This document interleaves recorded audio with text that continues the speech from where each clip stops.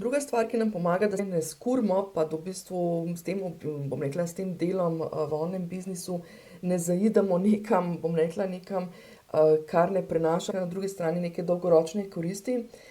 biznis koristi, mislim, je to, da mora biti objavljanje organizirano oziroma strateško. To se pravi, kaj zdaj to pomeni? Objavljanje na socialnih omrežjih, snemanje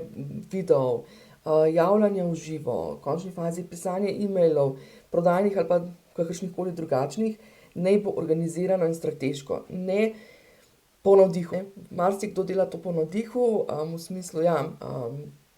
dobim idejo, grem na trgovino, mi pade na misel, ali pa na sprehod, pa mi pade na misel ena ideja, o čem bi šla pisati, pa grem pisati. Ampak tisto mogoče v tistem momentu ni v skladu s tem, kar jaz trenutno prodajam ali pa kar trenutno želim narediti. Tako da v osnovi, ko objavljamo, ko delamo, ne vem, neke objave na socialnih omrežjih oziroma na splošno na spletnih kanalih, moramo imeti najprej v mislih, kaj je tisti naš glavni namen oziroma cilj. Ali gradimo neko prezenco, torej prepoznavnost svojo, ali gradimo e-mail listo, to se pravi, da gradimo v resnici, bom rekla, neko bazo ljudi, ki jih naše vsebine bolj konkretno zanimajo in nas želijo res bolj konkretno spremljati, ali pa gradimo prepoznavnost naših produktov. To ni nujno zdaj sicer prodaja, ampak recimo prepoznavnost naših produktov, tako da ljudje vejo, da neke produkte imamo, tako da vejo, ko potrebujejo, bom rekla, konkretno rešitev, da smo,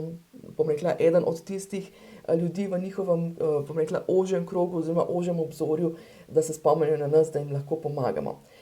Ko smo pa v fazi prodaje, torej če pa mi v nekem konkretnem mesecu nekaj konkretnega prodajamo, ker ni nujno, niso vsi vedno v fazi prodaje, zato to posebej poudarjam. Ko smo pa mi v fazi prodaje, moramo biti pa v skladu, mora pa tudi objavljanje na socialnih omrežjih biti v skladu z našimi prodajnimi ponudbami. Ne nekaj po navdihu,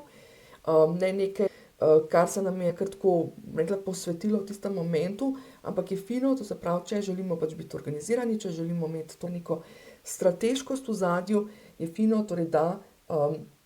smo organizirani tudi iz tega vidika, da objavljamo stvari, ki so v povezavi s tem, kar ponujamo.